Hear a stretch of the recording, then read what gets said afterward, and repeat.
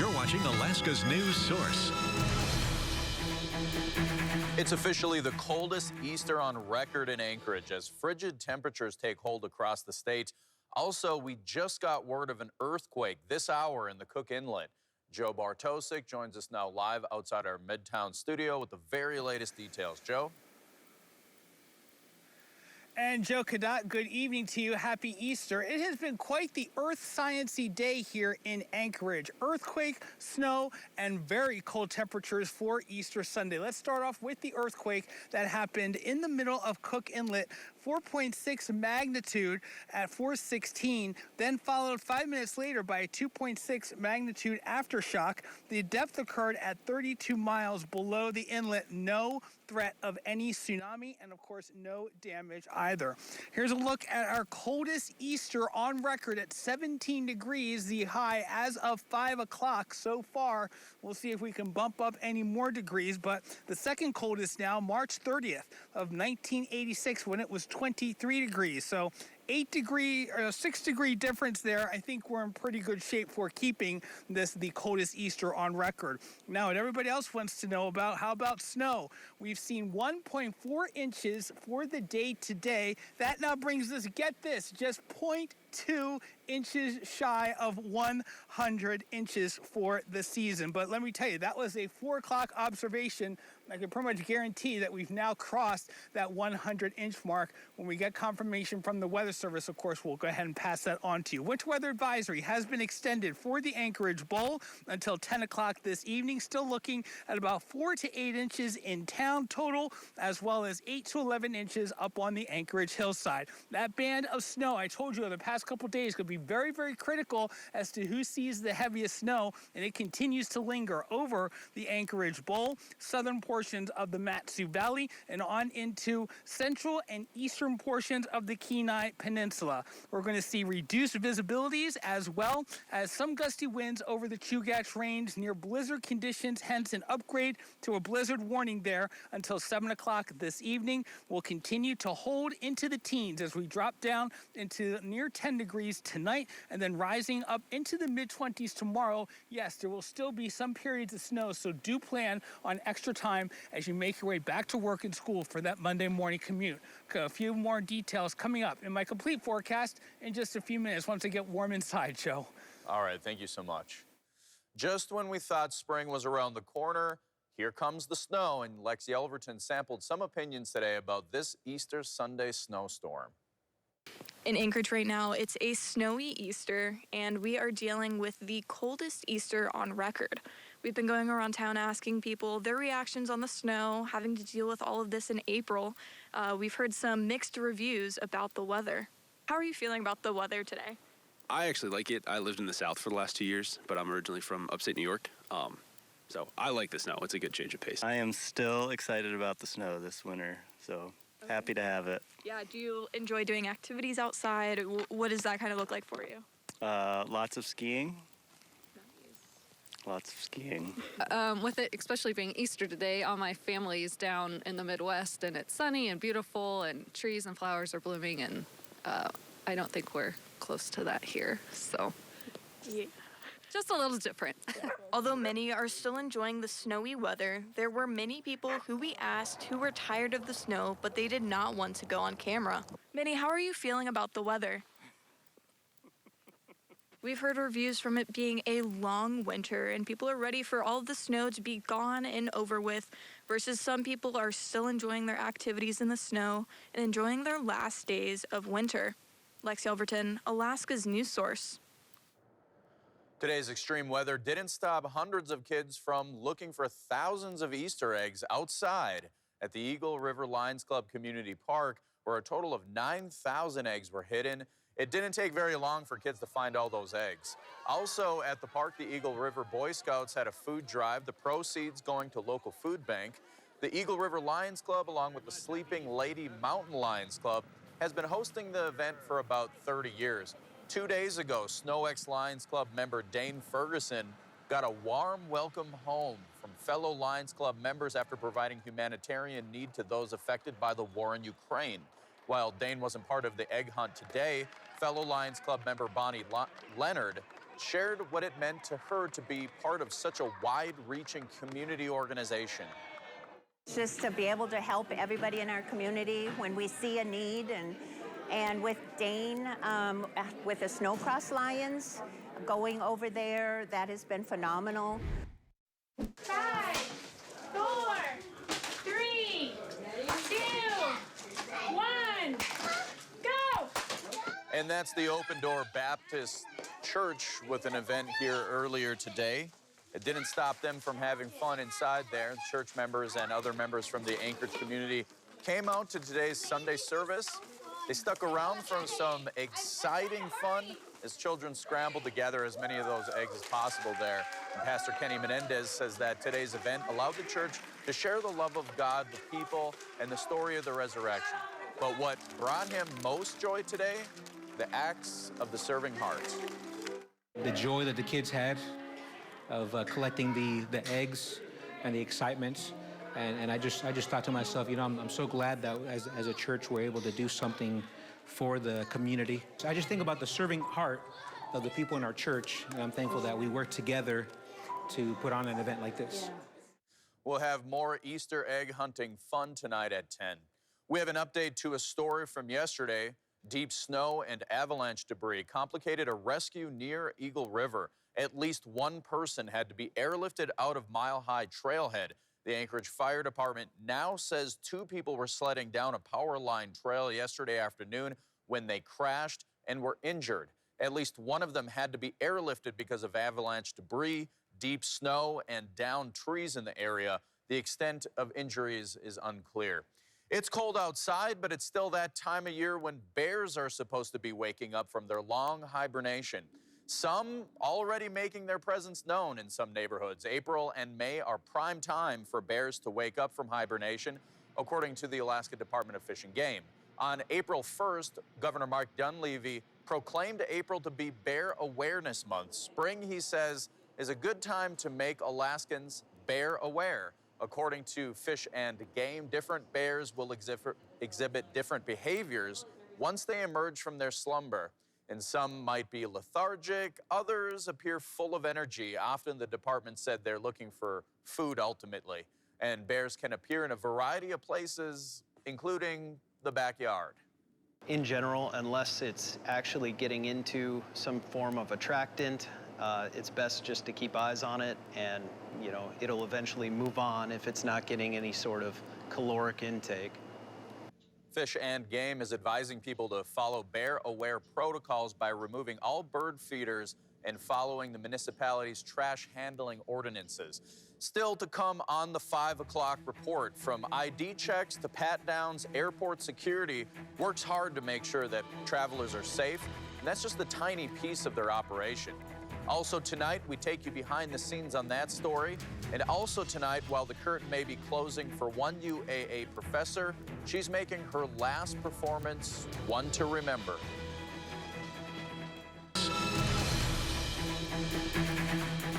It's a behind-the-scenes look at airport security. The TSA recently issued new cybersecurity requirements for airports.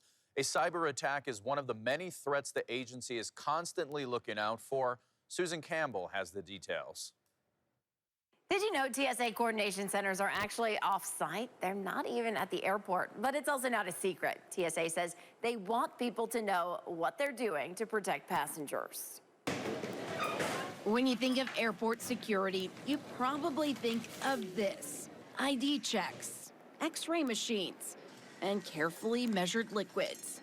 But there's a lot more to it, and it happens in a building that's not even at the airport. If there's passenger injuries, or if there's prohibited items, or if our explosives teams or canine teams are reporting to any situations at all, we can get on these camera systems and watch immediately what's happening real time. This is TSA's Phoenix Coordination Center. This is the brain of operations in Arizona for all of the airports. There is a constant flow of information in and out of the center. We are 24/7, 365. We operate 3 shifts, 8-hour days, holidays, weekends, so we're always here. And always tracking trends and potential problems like this. Recently, we had travelers who were pulling out the marker piece of Sharpie markers and putting a shank in there. Coordination centers quickly put out an intelligence briefing to make sure agents across the country would be on the lookout. But it's not just physical security threats. Behind the scenes, this agency responds to things like wildfires. We have safe locations that we utilize. As the fires moved across northern Arizona, we had to distribute our employees that were getting close to those areas. But perhaps one of the most critical threats of all is virtual. Assessments occur on a regular and recurring basis. Last month, the TSA issued new emergency cybersecurity requirements for airports and aircraft operators. They include developing plans to make sure technology systems can keep operating even if they've been compromised. We need to make sure that we have the correct firewalls, that we have the correct protocols. We don't want to allow any type of activity that's going to compromise what we're doing. On the ground and in the sky. Across the country last year, the TSA found more than 6,500 guns at security checkpoints, marking a huge spike compared to pre-pandemic numbers. I'm Susan Campbell.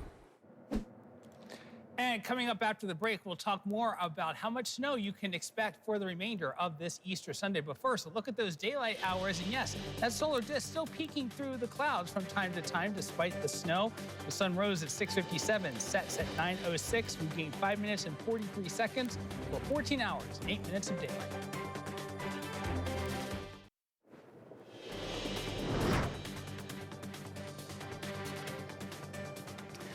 Here's a look at high temperatures across South Central on this Easter Sunday. As we talked about in first weather, 17 degrees now makes this the coldest Easter on record since records officially began at Ted Stevens Anchorage International Airport in the early 1950s. 18 degrees in Wasilla, right at the freezing mark in Glen Ellen, even into low 20s for Kenai and Soldotna. Warm spot in Cordova at 44 today with areas of some light rain. Again, those temperatures at 17 degrees actually would be almost 30 degrees below where we should be for this time of the year. And again, we've got a 6-degree difference between 17 degrees today to 23 degrees, which would be the second coldest Easter on record going back to March 30th of 1986. I want to thank very much Aaron Morrison for putting this statistics together here because it came in very, very handy this weekend. All right. Would you believe that as of the 4 o'clock measurement at Ted Stevens Anchorage International Airport, the Weather Service office there, 3.6 inches for the month of April, 1.4 inches today as of 4 o'clock, puts us 0.2 away from 100 inches of snow. But I guarantee you, it's been snowing at a pretty good clip ever since then. So I am 99.999% positive that we've crossed that 100-inch mark. All right, snowfall totals, by the time it's all said and done, probably tomorrow morning will be 8 to 11 inches on the hillside, 4 to 8 inches in town. Again, we had a high confidence of that snow occurring, but our totals have been kind of like, we're on pins and needles throughout, at least for I have been throughout the past 36 to 48 hours as a result of where that band was going to set up shop. And here it is on, at least after we get through visibilities, which are down to around 1 mile in all official reporting stations from Ted Stevens through Murrow Field up to J-Bear. You can see that band still sitting and spinning, right? Sitting, not really spinning, well, maybe spinning counterclockwise around area of low pressure, which is right here across the northern portion of the Gulf of Alaska. And we can see that snow extending all the way down the Seward Highway on into the turn there toward the Sterling Highway and extending all the way from Cooper Landing toward Sterling and towards Soldotna as well. And of course, going right down through Turnagain Pass and on in through Moose Pass as well. There, we have blizzard warnings in effect because we have seen wind gusts of 40 miles an hour, making for very difficult travel once again, blowing snow and whiteout conditions. You can see Seward gusting as high as 40 miles an hour, 20 mile an hour wind gusts, though, plus over the past hour in Homer and Seldovia. Considerable risk for avalanches from Alpine north or upward to the top of those mountains. Again, blizzard conditions, heavy snow, destabilizing the snowpack, natural and human-caused slides will be far and widespread across any areas that do experience an avalanche. Hilltops saw low visibilities with snow throughout the day, and where it was wet yesterday down 4th Avenue, it is white, slippery, and snow-covered. Same thing for the Seward Highway outside of our Midtown studios here as we look at Seward and Northern Lights. And rounding the curve at Bird Point, you can hardly see past that curve those mountains of the Chugach Range and Turnagain Arm as a result of that lower visibility. Temperatures have now come down a degree at 16 degrees officially in town. We're still holding into the upper 30s with rain in Valdez and light rain into Cordova as well. Another inch or two through the evening, another inch or two on top of that as we head through the overnight hours. You can see that snow will continue as we head in through the overnight hours, but gradually taper off. Do plan on extra time as you make your way on into work and school tomorrow morning. We'll see cold conditions still across northern and western portions of the state into southeast. Temperatures into the upper 30s to low 40s, the exception being Haines into the middle and upper 40s there. Mid-20s across portions of the Kenai on in through Prince William Sound. We'll see those temperatures rising up into the mid-30s, holding into the mid-20s from the valley on into the Anchorage Bowl. And we'll look for those temperatures to slowly rebound above freezing as we head into the middle part of the week. And our normal, Joe, is 42 degrees. We might come close to that by Friday. Thank you. Welcome. Up next on the 5 o'clock report, it's the end of an era. Dave Allgood has the details of one woman's last dance in a vanishing program when we come back. UAA is shuttering its Department of Theater and Dance, just as the professor who has been the driving force in the department is retiring. Friday night was her last dance, but before her last pivot step, Dave went to meet Jill Flanders Crosby, former students and colleagues, as they practice one last dance. In case you missed it, here's the All Good News. We are moments of our emotions, and we embody the music that moves us. We are our feet, and we are our minds extending to the sky. We are symbiotic to the sounds that surround us. And we are finite. Oh, it's bittersweet, but there's always a time when it's time to move on. In the tapping and ticking of time, You do something for a while and then you let go and do something else. Jill Flanders Crosby has given her mind and body. And you find a new place and a new grace and a new way to be in the world. For almost 45 years, Jill Flanders Crosby has been doing and teaching this at the University of Alaska, Anchorage. Our jazz classes were about working with jazz music and knowing what it means to dance jazz.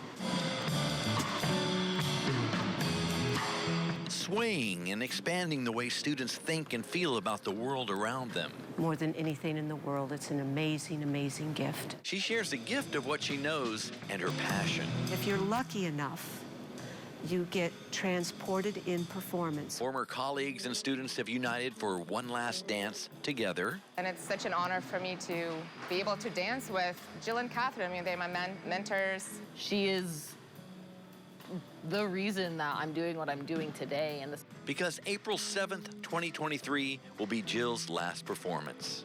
I'll never let go of dance, but I'll let go of the performance. And I'm okay with that. The last rehearsal before the sun sets on another turn of the earth. To me, it's a tremendous reunion to celebrate all that Jill and the UAA dance program has been able to gift to the community and to the world of dance. The universe serving up its fluidity of irony, the dance program Jill gave her life to, is ending. I'm sad about that. I think I would feel better if I was walking away and the program was continuing rather than being discontinued. But it's out of my hands. As Jill says goodbye, Oh, she's retiring, but it's the beginning of her next chapter. what's left is molecules in perpetual motion, letting the dance do what it will.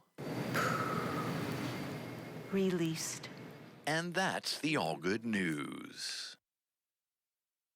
And if you have an All Good story, send Dave an email at allgoodnews@ktuu.com. Still ahead, we take a final look at weather. Hopefully the Christmas season weather doesn't stick around long after Easter.